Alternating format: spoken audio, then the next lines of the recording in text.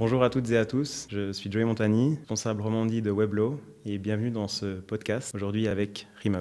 Bonjour Joey, bienvenue. Alors Rima, pouvez-vous nous parler de votre parcours, de ce qui vous a amené à fonder RHA Advisory? Avec plaisir. Moi, j'ai commencé mon parcours professionnel dans une legal tech après avoir obtenu mon brevet d'avocat et j'ai par la suite décidé de créer RHA Advisory, qui est une entreprise spécialisée dans l'accompagnement juridique d'entrepreneurs et d'entreprises qui souhaitent se développer. Sur l'expérience Legal Tech, qu'est-ce qu'elle vous a apporté pour la suite? Ça a été véritablement formateur sur l'aspect vraiment développement d'une entreprise, comment on fait ce qu'on appelle le scaling d'une entreprise, comment on met aussi en place des stratégies marketing classiques, on va dire, et comment avoir une relation avec la clientèle et comprendre les besoins des clients pour qu'ils puissent avoir une expérience la plus agréable possible. Et ensuite, ça m'a permis d'intégrer tous ces éléments dans RHA Advisory, faire un parcours client optimisé et puis aussi utiliser toutes ces stratégies marketing, en développer de nouvelles aussi, mais rester toujours dans cette idée d'innover et d'aller dans des terrains qui sont peut-être inconnus sur le marché. Ok, intéressant. Vous parliez de stratégie marketing classique. On parle là du digital également? Oui, alors on parle du digital qui est la publicité classique, on dira tout ce qui est Google Ads, Facebook Ads, aujourd'hui Meta Ads, et publicité aussi télévisée, publicité dans la rue, des affiches publicitaires, des choses comme ça, des partenariats avec des journaux, de la presse. J'ai pu quand même voir de près et participer aussi au développement de ces stratégies marketing pour la Suisse romande en tout cas. Ok, intéressant. Marketing à purement 360. Exactement. Vous parliez, pour avoir consulté quelques-uns de vos contenus, de défis dans la communication digitale et des potentiels risques. Oui. Vous pouvez nous en dire plus? Oui, quand j'ai décidé de créer RHA Advisory, après une année d'exercice, j'ai décidé de vraiment m'implémenter sur les réseaux sociaux, être un peu pionnière dans ce domaine-là, dans le domaine juridique.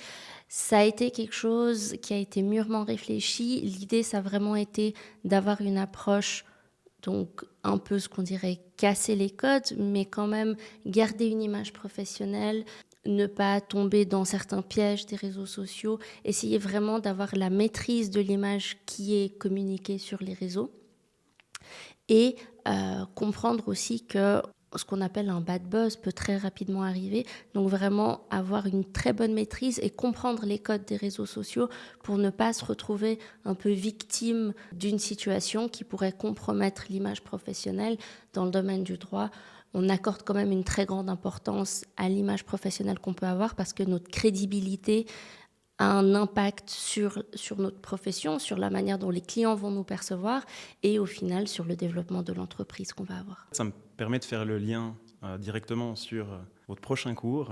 Je ne sais pas si c'est le prochain, mais ce sera le prochain avec Weblo, le 26 mars. J'imagine que ce sera l'un des sujets abordés. Oui, exactement. Vous pouvez nous en dire plus peut-être sur les sujets qui seront abordés? Oui, alors l'objectif, ça va être de permettre aux avocats de créer une image de marque, de comprendre comment pouvoir se positionner dans le domaine du marketing. C'est un sujet qui est souvent un peu tabou dans le domaine du droit, entre ce qu'on a le droit de faire, ce qu'on n'a pas le droit de faire. Moi, j'ai passé énormément de temps à lire toute la jurisprudence, à vraiment m'intéresser sur quelles sont les pratiques autorisées pour les avocats ou non. Quand j'ai décidé de lancer RHA Advisory, j'hésitais entre m'inscrire au registre des avocats ou pas. Au final, j'ai décidé de ne pas m'inscrire, mais la pratique sur les réseaux a toujours été conforme, disons, à ce que les avocats ont le droit de faire. C'est-à-dire que, juste pour donner quelques exemples rapidement, mais on n'a pas le droit de faire de publicité non sollicitée. Par exemple, une affiche dans la rue, ce ne serait pas possible. Une publicité entre deux stories Instagram, ce ne serait pas possible. Donc, par exemple, si vous êtes sur vos réseaux et que d'un coup, il y a une publicité qui apparaît, ça, c'est quelque chose qui n'est pas autorisé quand on est avocat. Donc, j'ai vraiment toujours essayé d'aligner ma présence sur les réseaux sociaux avec cette pratique-là et avec ce qui est permis de faire. J'ai fait ça pendant plus de 2 ans. Et le but aujourd'hui, ça va être d'expliquer aux avocats comment ils peuvent, alors sans peut-être avoir... Voilà, moi, je suis très présente sur beaucoup de réseaux différents, on crée beaucoup de contenu, etc. C'est pas forcément nécessaire d'aller jusque-là, mais avoir une présence, savoir comment se positionner, quelles sont les choses à dire, à ne pas dire, quel type de contenu on peut créer, est-ce que c'est du contenu vidéo, écrit, audio, il y a plein de possibilités qui existent, il faut trouver ce qui nous correspond vraiment.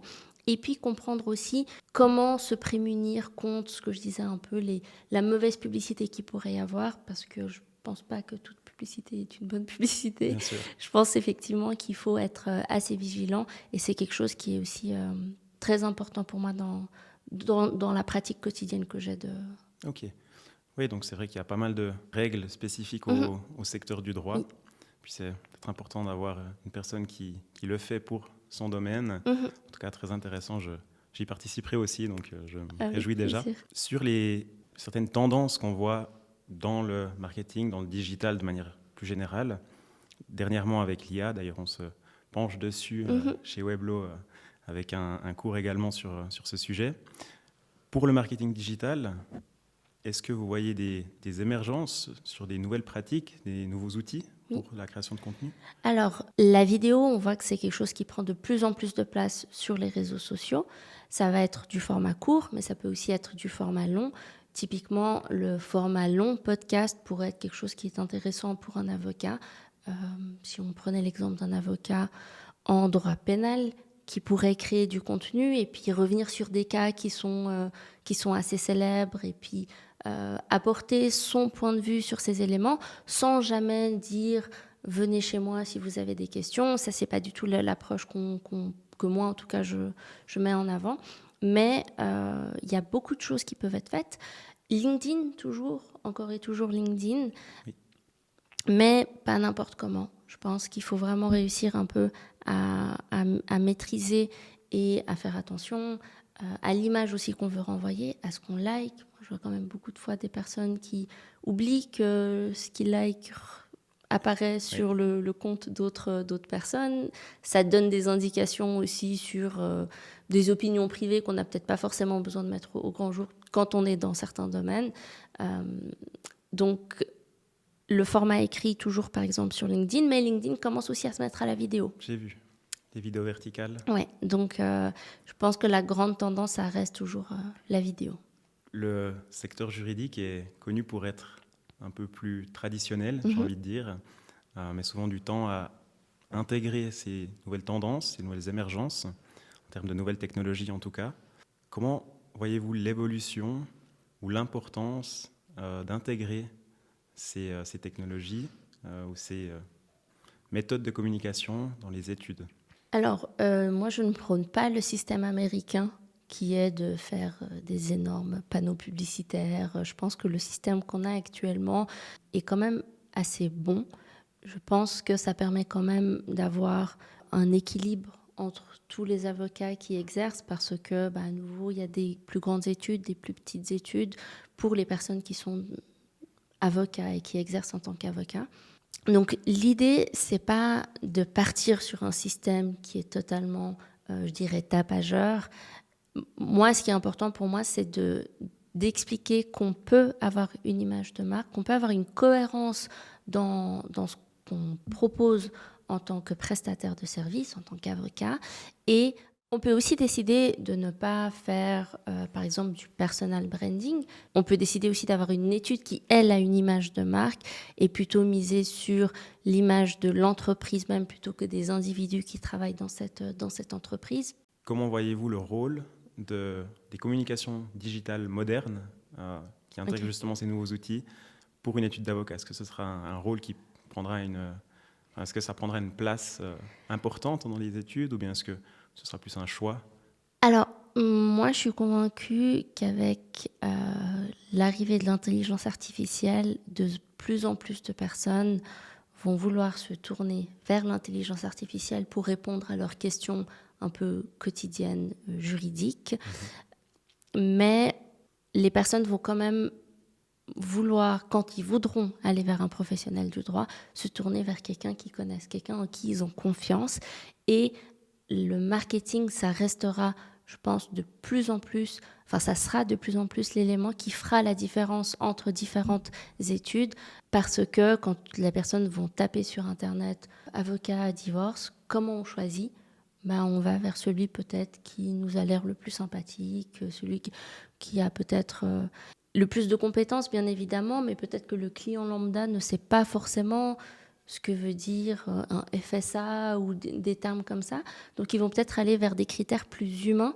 Et donc, je pense que l'humain va avoir de plus en plus d'importance dans les prochaines années, au vu des développements qui commencent à y avoir. Si je comprends bien, aujourd'hui, on peut voir la communication digitale comme un moyen de se différencier d'autres études. Mm-hmm. Mais à terme, ce sera plus un élément plutôt crucial pour les études. Je pense, oui, qu'on va de plus en plus se centrer, comme je disais, sur l'humain. Et même si toutes les études venaient à faire du marketing, moi, je pense toujours qu'il y a de la place pour tout le monde et que notre message résonne avec certaines personnes, va nous rapprocher de certains clients et va éliminer certains clients qui ne partagent pas nos valeurs, qui ne partagent pas notre manière de voir les choses, notre approche dans le domaine du droit. Il va y avoir, par exemple, si quelqu'un devait créer le même contenu que moi, se concentrer sur le droit commercial, moi, j'ai une approche qui est assez objective, assez neutre dans ma manière de communiquer sur les réseaux sociaux. J'essaye d'avoir une approche plus concentrée sur la vulgarisation du droit. Quelqu'un peut avoir une approche qui est beaucoup plus, pas agressif, c'est pas le terme, mais peut-être avoir de fortes opinions. Et certaines personnes vont se reconnaître dans cette approche-là en disant « oui, moi j'aime bien cette personne, cet avocat, il ose dire les choses, il n'a pas peur de donner son opinion ». Et d'autres personnes vont peut-être se dire « non, mais moi ça ne me parle pas du tout cette approche, c'est beaucoup trop, on cherche quelqu'un de peut-être un peu plus calme, etc. » Donc on peut être 15 à faire la même chose. Au final, je pense que c'est quand même la personnalité et la personne du professionnel qui fera que certains clients viennent ou partent à compétences égales, bien évidemment. Si vous devriez donner un conseil à un juriste, un avocat ou une étude qui souhaite se lancer, ce serait lequel ? Ce serait d'oser faire les choses et de prendre le temps aussi de créer une structure et une présence, qu'elle soit en ligne ou pas, mais cohérente. C'est-à-dire, s'ils décident, par exemple, de se lancer sur les réseaux, d'avoir une présence, que ce soit cohérent et de ne pas peut-être se lancer trop vite non plus, mais prendre le temps de bien préparer ses posts LinkedIn, bien s'assurer du retour que ces posts peuvent susciter. S'ils décident de faire de la vidéo, de s'assurer des éléments qu'il met en avant, etc.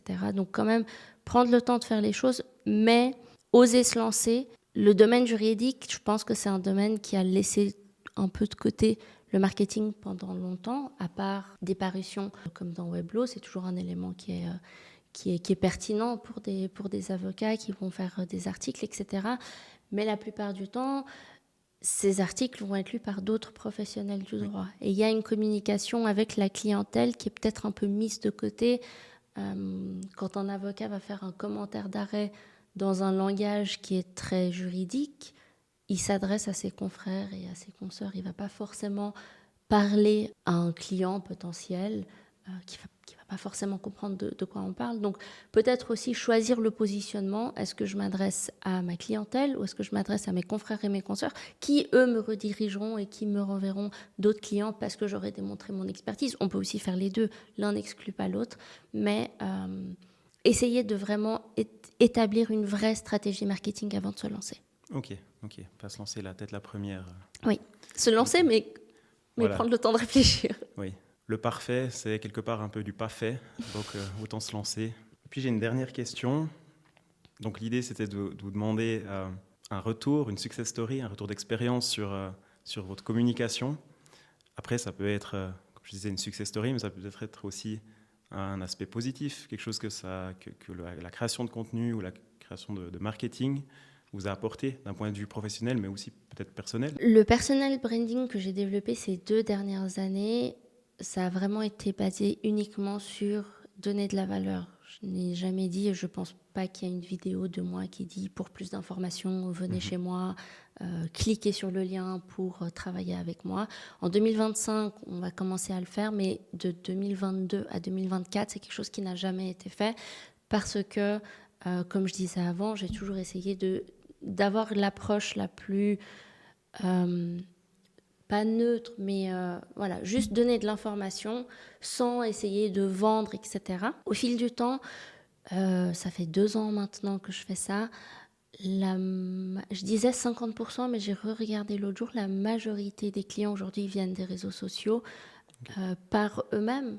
Donc en me disant, petit exemple, je n'ai pas... alors peut-être que quand cette vidéo sortira, ce ne sera plus le cas, mais jusqu'aujourd'hui, pendant ces 2 dernières années, je n'ai pas de site internet sur mes réseaux sociaux. C'est-à-dire que les gens doivent faire l'effort vraiment de vouloir venir travailler avec moi, etc., de chercher sur internet, trouver le contact, le numéro de téléphone, etc. Alors, il y a une volonté de ce qu'on appelle un peu qualifier les prospects, se dire il faut vraiment qu'ils soient impliqués dans ce processus pour pouvoir un peu travailler avec moi. Ça, c'est une volonté de ma part aussi. Mais on se rend compte quand même que juste en apportant des informations utiles et qualitatives, ça prend du temps, bien évidemment. C'est de l'investissement en temps, en argent aussi. Mais ça finit quand même par apporter ses fruits. Et les gens qui veulent aujourd'hui travailler avec moi sont convaincus, entre guillemets. Pour la petite anecdote, pendant un moment, l'année passée, j'ai un peu testé du Google Ads. Okay. Donc, le nom de l'entreprise, par exemple, quelqu'un cherche, je ne sais pas, une convention d'actionnaire, il va taper convention d'actionnaire, voilà, et puis il va tomber sur mon site internet. Okay.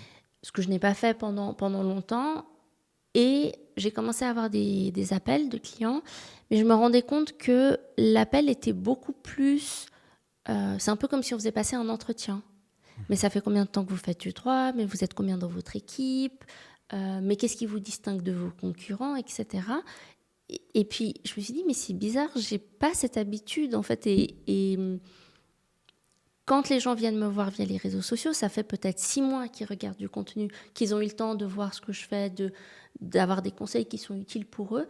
Et quand ils me contactent, bah, ils sont déjà convaincus et puis ils ont déjà pu voir les tarifs sur Internet. Donc, une fois qu'ils se lancent et qu'ils passent un appel, 80% du temps, on est sûr que ça va déboucher sur un contrat qui sera conclu. Donc, et là, on voit vraiment la différence et l'intérêt du personal branding, c'est que quand votre entreprise est juste référencée parmi plein de concurrents, mais qu'on ne vous connaît pas, parce que y a des gens qui me trouvaient sur Internet et qui ne me connaissaient pas, là, on doit convaincre, on doit expliquer, on doit dire oui, mais voilà, voici mon avantage, voici mon approche. Moi, je fais les choses de telle manière, etc. Qu'on n'a pas besoin de faire quand les gens viennent à vous et quand vous avez créé une communauté de personnes qui sont intéressées par ce que vous proposez. J'imagine bien qu'on ait une certaine proximité quand on crée du contenu, puis qu'on y ajoute un ton assez, peut-être un peu moins formel que ce qu'on peut trouver sur un site internet. Oui. Voilà. Après, moi, je sais que j'essaie quand même toujours un peu de garder cette formalité. Les vidéos sont toujours... moi, derrière un bureau, derrière une chaise, en blazer, en train de faire une vidéo assise. Okay. Et voilà, c'est justement, pas non plus... de faire attention à ne pas oui. se mettre des bâtons dans les roues. Exactement, oui. Une stratégie bien définie. Oui, parce que je pense que ça reste quand même un domaine où les gens ont quand même une certaine image de ce métier et on n'a pas non plus envie... Alors moi, à nouveau, j'exerce pas en tant qu'avocate, mais j'essaye vraiment au quotidien de me soumettre au même code que les avocats qui sont inscrits au registre des avocats, pour ne pas justement peut-être avoir une approche qui soit trop dissonante et qui soit trop loin de ce que l'audience suisse a l'habitude de connaître. Oui, ok. Pas partir trop loin dans... Oui, justement dans le... Ouais. Déjà avoir une présence... Voilà, exactement. Déjà avoir une présence sur les réseaux sociaux, c'est peu commun. Donc on est déjà hors du champ. Et on ne peut pas aller trop loin non plus. Oui, ok. Pour ma part, j'ai plus de questions. Mm-hmm. Je ne sais pas si vous-même, vous souhaitiez partager quelque chose en plus. Moi, je me réjouis de ce cours qu'on va donner avec Weblo. Je pense que ça va être une belle occasion pour plein d'avocats de se rendre compte qu'il y a plein de choses qui peuvent être faites sans aller à l'encontre de la déontologie de l'avocat. Comme je disais, moi je ne vais pas, ce cours ça va pas être tout le monde prend un iPhone et commence à faire des vidéos au format court. C'est pas du tout ça l'idée. Ça va vraiment être de se dire ok, comment nous on a envie de se positionner. Comme je disais, ça peut simplement être j'ai envie de plus communiquer sur LinkedIn. Ok, mais comment on fait ça? Comment on rend cette communication cohérente avec, par exemple, le site internet de l'entreprise? Que quand le client passe du post LinkedIn au site de l'entreprise, qu'il y ait quand même une cohérence et qu'on ait l'impression qu'il s'agit de la même structure. Quels sont les pièges à éviter? Quelles sont les règles à respecter? Et quels sont les outils qu'on peut utiliser? Quelle plateforme est la plus cohérente pour ce qu'on a envie de développer? Peut-être, comme je disais, quelqu'un a envie de faire du contenu audio, podcast ou vidéo, podcast. Quelqu'un a envie de faire juste des posts sur Instagram. Aussi, quelle est l'audience qu'on vise? Si je vise une audience qui est jeune, je ne sais pas, par exemple, si je suis avocat en défense, je travaille avec des mineurs, bah, peut-être que je vais aller sur des réseaux qui leur parlent. Oui. Si je suis avocat en droit du divorce, bah, peut-être que je vais aller là où est mon audience. J'ai aussi en tête des études qui ciblent par exemple les startups qui ont une communication très différente. Oui, exactement. Oui. Un peu plus dynamique. Exactement, oui. Donc peut-être avoir une image qui corresponde, comprendre aussi un peu quels sont les codes aujourd'hui de la création de contenu, quels sont les outils qu'on peut utiliser, quelles sont les applications qui existent, etc. Donc l'idée vraiment, oui, c'est de peut-être un peu démystifier ça, mais quand même expliquer quel est le cadre et dans quelle mesure les choses peuvent être faites sans que ça dérape aussi. Oui. Parce que ça reste quand même un risque quand Bien on sûr. commence à s'exposer de quelque manière que ce soit.